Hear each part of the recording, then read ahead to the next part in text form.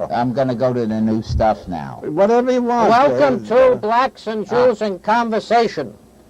Our guests tonight are Fyvush and Ian Finkel. And that's spelled F-I-N-K-E-L. Get it right. I'm sure that you are all fans.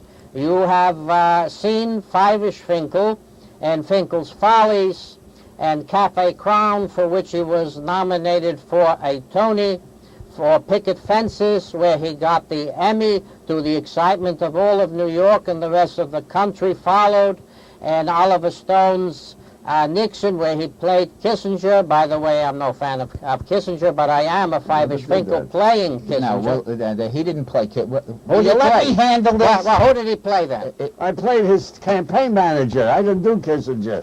Paul Savino did Kissinger. Paul Savino. I was friendly with Paul Savino at the time. That's how I got confused. This is what I was going to talk about. You can and now that you opened up a mouth, hey, look what he's doing go to the my next contract. page. All right already? Yeah. Now we're at the next page. Can I get to work here? Ian and Elliot Finkel, who were guests on a previous show, and how I survived that show. Yeah, it's amazing you're still standing. Listen, we didn't love you, you wouldn't be here. I wasn't nominated for a Tony. I was nominated for the Drama Desk. The Drama Desk. And I got an Obie.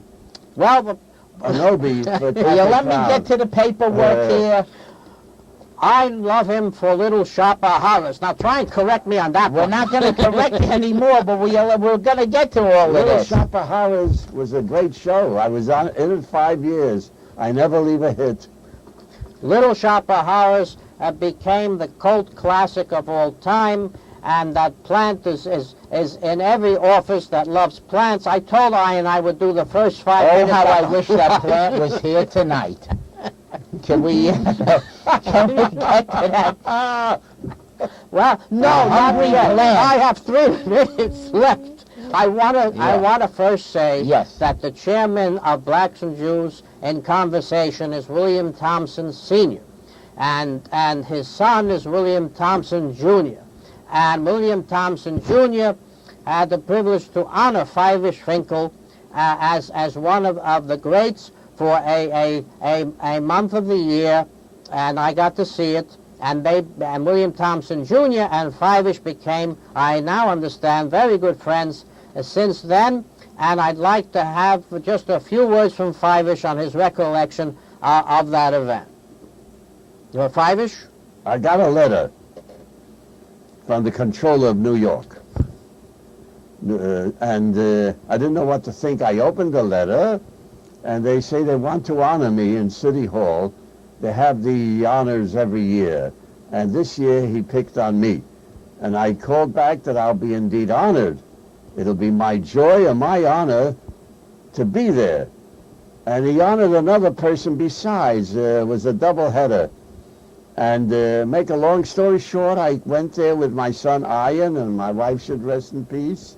I take a look, the place is mobbed with people. And Thompson said to me, Mr. Finkel, something I must tell you. I'm really proud of you tonight, because usually every year we find 200 people. Sometimes, he said, if it's really outstanding, it's 300. But I have 1,000 people sitting here. And thank you, Mr. Finkel, for coming. I said, no, thank you for honoring me. You can have me every year if you want. You can honor me every year. I wouldn't care.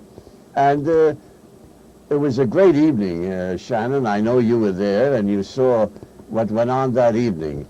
It was a great evening, and I made a speech. I said I could say whatever I want. I'm not running for office. So I made the speech, and I enjoyed it immensely. We became friends. Not that I think an entertainer should ever talk politics. I'm not talking politics. But he's your man. Oh, yes. Okay. But we don't talk politics or other stuff. Even we talk show business. The Speaker of the House, Silver, is also... That's your man. That's good. He endorsed good. Thompson. Listen, that's good. Listen, it's America. I could vote for whoever I want. That's right. And I could even change my mind. Yes, you can. Yes, you can. However... Shannon might even want to change my mind. No, I wouldn't. Great. In the witness chair, he'll change your mind. With Ian here especially, I would never tamper with such great minds. But I do want to ask, one more. I remember that Mayor Giuliani, he used to have these tremendous honorings in the park by the library. And I would like your comments when there were even more thousands of people waiting and waiting for your, you were the star of the hours on the Jewish Heritage Month's occasion. Well, that was at Bryant Park. He had that. 15,000 people were there. And then he was the master of ceremonies, the Mayor Giuliani, and he introduced me, a big applause. I said, God, if I knew I was that popular, I would run for mayor. We had a good time that night. Oh, the audience was marvelous, and he was marvelous the way he introduced me. I felt about 10 feet tall, what he said about me. And listen, I look forward to those afternoons. Did you sing a number? No, I didn't sing. He had singers there. You told some gags. Yeah, you had that time, what's his name, that pianist that wrote Chorus Line, Martin? Oh, Marvin Hamlish. Marvin Hamlish was there. Then he had Kalbach's daughter, the Schumer Kalbach he had. He had Judy Budd. He had Julie Budd, Robert Merrill. Yeah, he had a lot of singers. Yeah, a lot of singers, so they needed 10 minutes for me. Jokes and I did stories. Yes. Oh, very good. Yeah. Oh, great.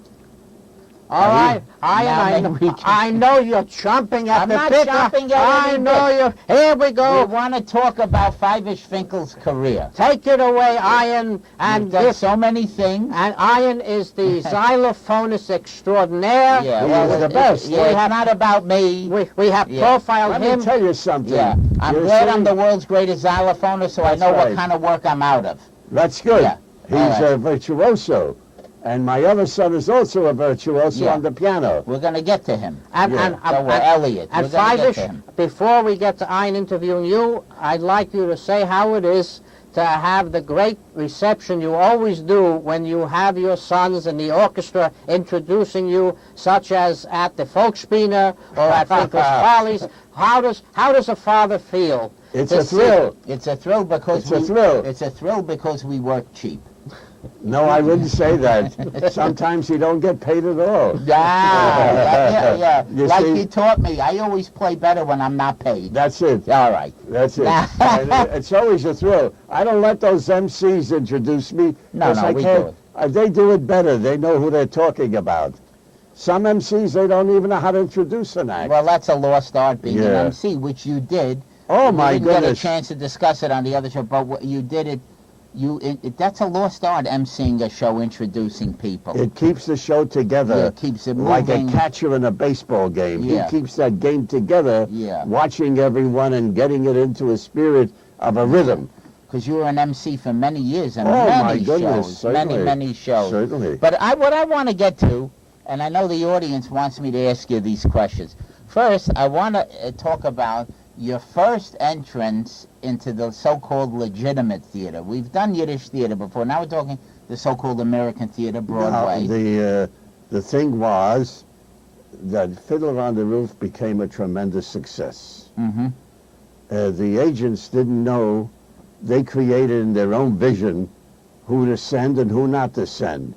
They thought that Jerome Robbins didn't want anyone from the Yiddish theater. They were wrong. Yeah. He took people from the Yiddish theater, too. They didn't realize that.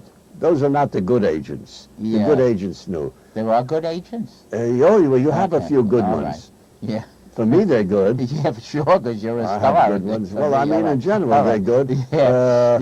And then they had one guy there, Tzvi Schooler, may he rest in peace. He was an actor, so they know who he was. He did the innkeeper. Yes. In there. And they were going to form a national company. Yeah. So they always ask questions, who do you think, to everybody.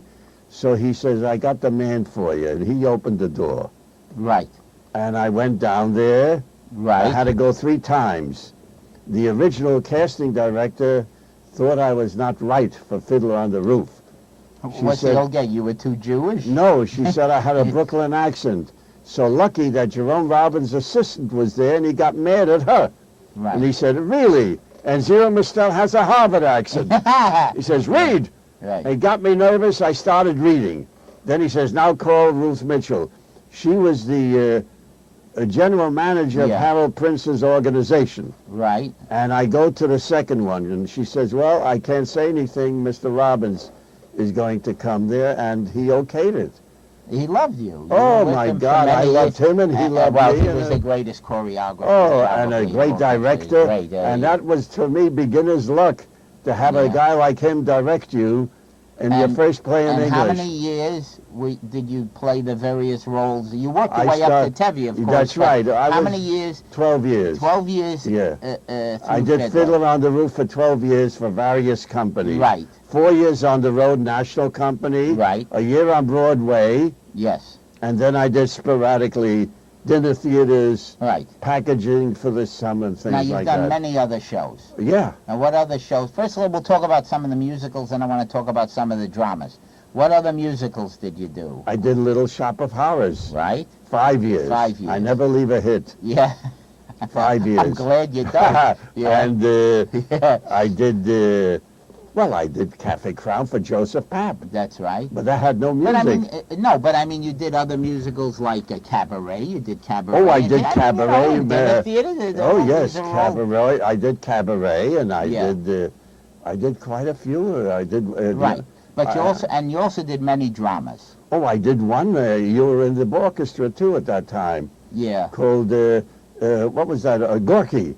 Oh, that goes way back. Yeah, Gorky. Yeah, that's when I was still freelancing. Yeah. Yeah. It was Gorky. I did that. I remember it well. I voted for McKinley in those days. Yeah. That was the only Gentile I ever did. Yeah. But you've done many dramas. Oh, yeah. I want to culminate it, but before to one show in particular, which was fantastic. But what was the name? Do you remember the name? I can't think of it. It was, I think, a 2 or 3 person play. Oh, that was that played an elderly man. I played an elderly man that is dying of leukemia. Yes. That's right, Dividends. Dividends. That's right. You see? Yeah. You did Dividends. I did Dividends, and you did, Cafe Crown was not a musical. No, but that was a great comedy. It was a great comedy. But it had a comedy. Yeah. But the show you did most recently, it was about Spinoza. That's right, yeah. On 13th Street. That was a very difficult Center show. Theater. Do you remember the name of the show? Sure, New Jerusalem. New Jerusalem. About Spinoza. Yeah. I was one of the people that banished him. Right. You played one of the rabbis, right? No, I played a trustee from the synagogue. Trustee from the synagogue. Yeah.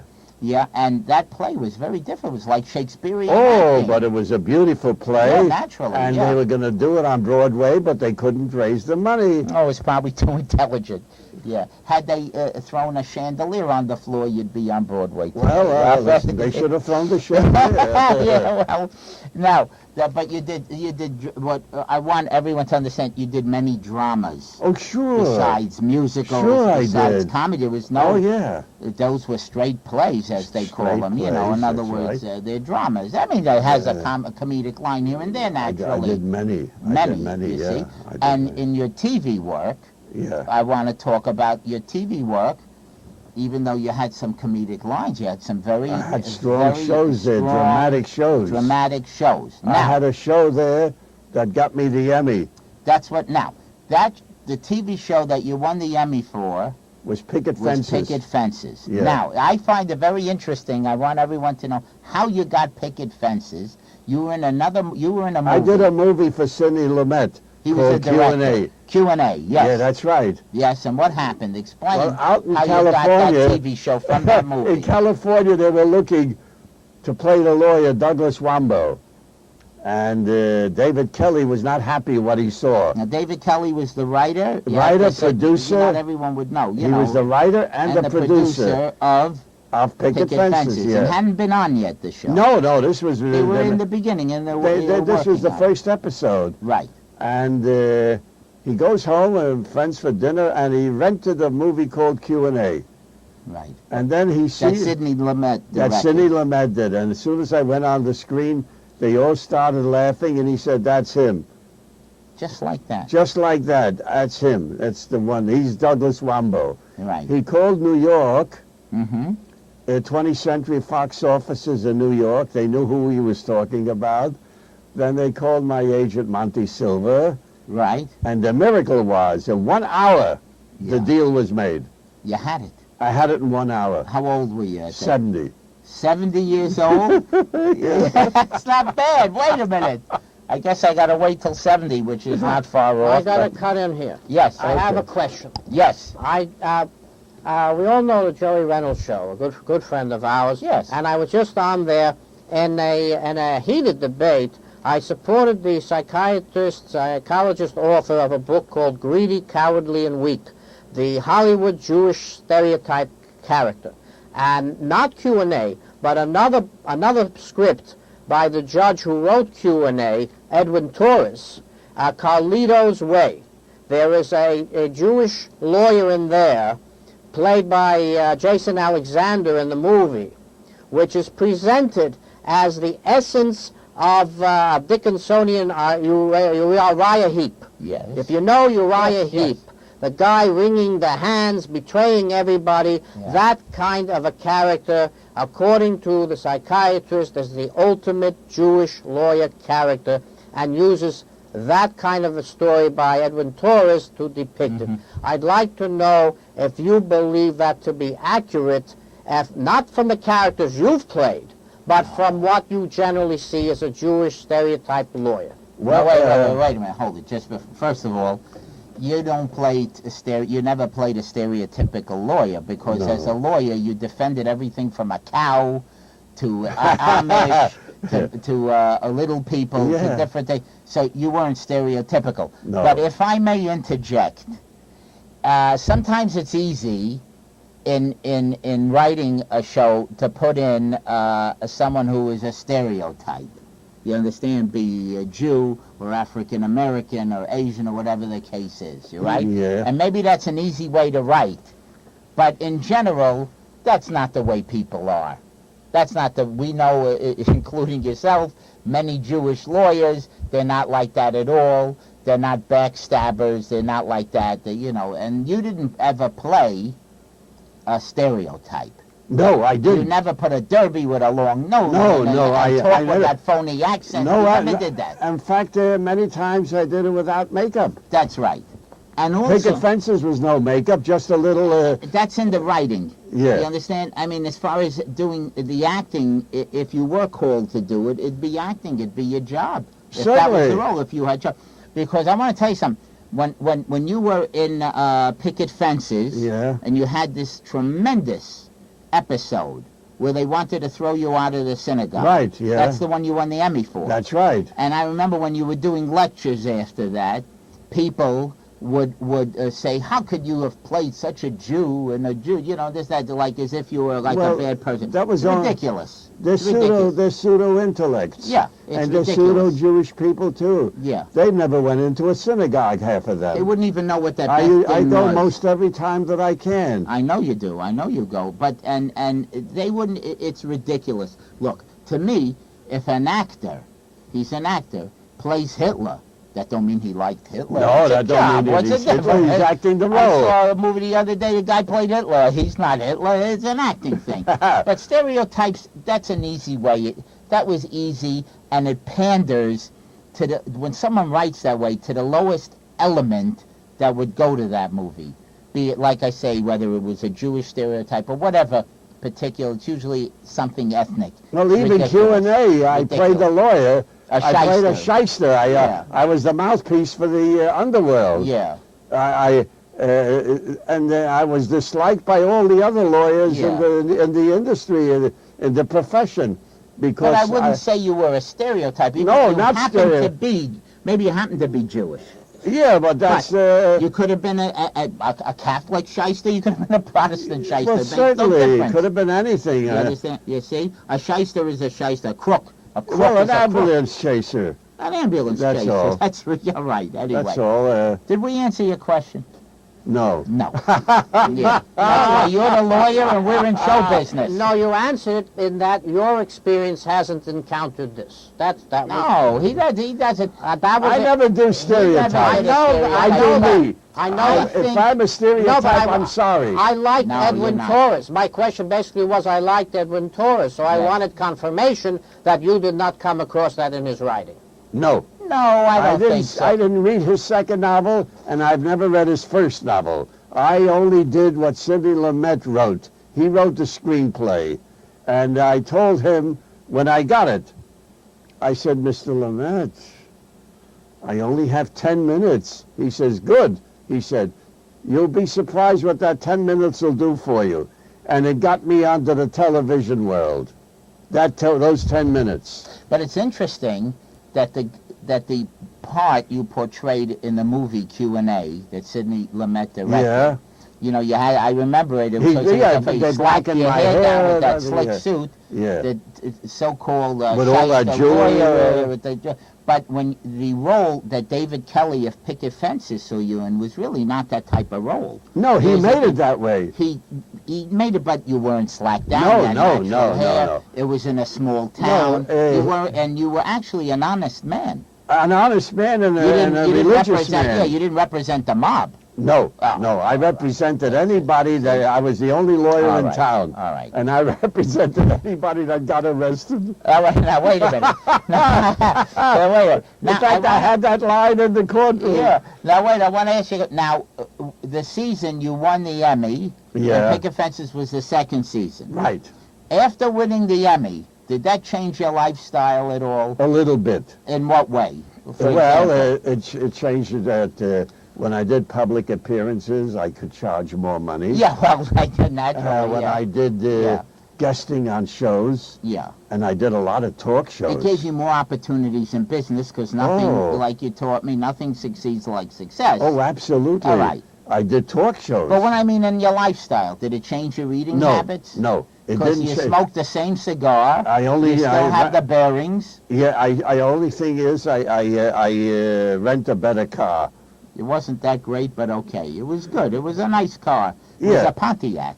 I had a Pontiac. I had a Cadillac. Yeah. I had whatever I could get. Because most people think you win an Emmy, you go right to the Rolls Royce. Well, some do, but but it didn't drastically. No, not me. It didn't. It's not like some stars when they win an award. The next year they buy the $50 million house with the cars and the thing. Oh well, look. I could have bought a house there, but your mother should rest in peace, Mr. Children here. Well, that's you're a New Yorker.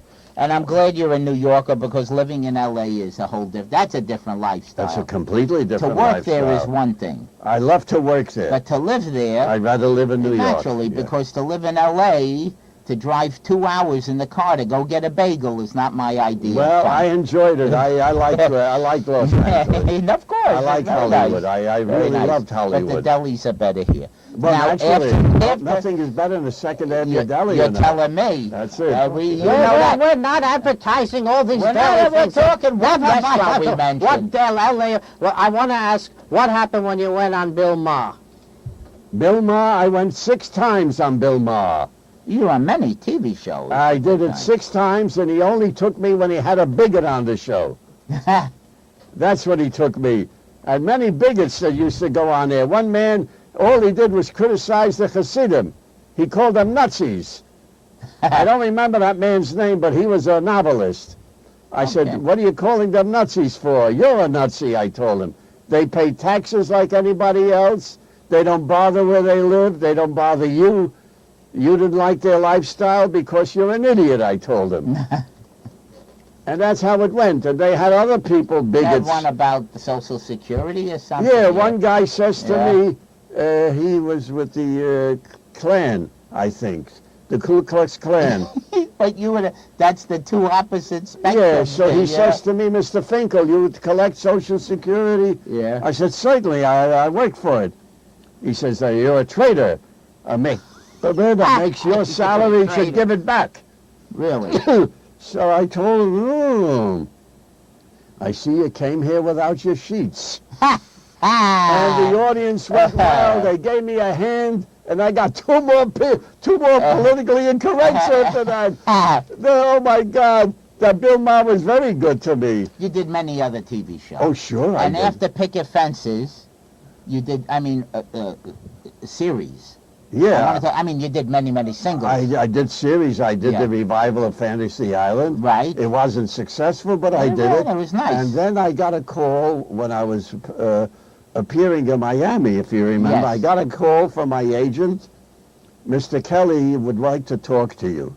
David Kelly. I remember that when you were in Miami. So, I happened to be on the show. That's right, how you and soon we Elliot. forget, yeah. So to make a long... Well, at any rate, he says to me, I got a part, the new series, a teacher called Lipschitz. Yeah. Would you like to do it? I said, certainly. Yeah, of course. He said, would you want to see a script? I said, who wrote it? He said, I did. I don't have to see it. I'm doing it. Right. Period. And that's how it went. How many years did that show go? Close to 4 years. Wow, that's sure, close to 4 years. Fantastic. And I called back the agent. I said, grab him. We're back in business. Sure. And that's how it happened. That was a big thrill. You should explain, when you say you were in Florida, we were on tour. We were on tour. We did 26 condominiums. We appeared, all of us. Do you remember in 2 weeks. In 2 weeks. In 2 weeks. And you told me I didn't book enough. Here I am, I'm schlepping the xylophone, dying. You're in the limo. I didn't book enough. Yeah, well, all right. Yeah, well. What about Elliot schlepping the piano? No, there were pianos everywhere. Now, since you bring up my brother, what I want to talk about before we run out of time is you did a CD. I'll talk first. You did a CD. It's called It's Never Too Late. Right. Hold up the CD. And we'll talk. Elliot and we did a lot of original music and, of course, all the orchestrations. Right. See? And we had a wonderful time. It was we did it in a beautiful studio. Are you kidding? The greatest musicians in New York. It was done lavishly. Lavish. Great. With a backup singers. Backup singers, of course. And, backup singers and big orchestra. Yeah, everything. Everything. And it's a fabulous CD. It's a great You record. mentioned it before. Now you see I finally got it. Oh, you hold it up. Put it in the center. Cover your face. Now you got it. See? I got it. They all say Shannon looks like me. Look at that. Yeah, the spitting image. I'm the spitting image of Shannon. You want that CD, you have to call my website. 10 seconds. IanFinkel.com. I'll take care of you. You'll love it. Okay. I want to tell Shannon it was an honor to be here. And it's a pleasure always. We love Shannon. I was honored. You're our man. I'm delighted you invited me, and any time, if I'm available, I'm yours. You're never available. Yeah, but I am. Ian, you're delightful. Ian is a good Ian and Elliot, good inquisitor there. You're my wife's favorite. You're my favorite, and still I want your father.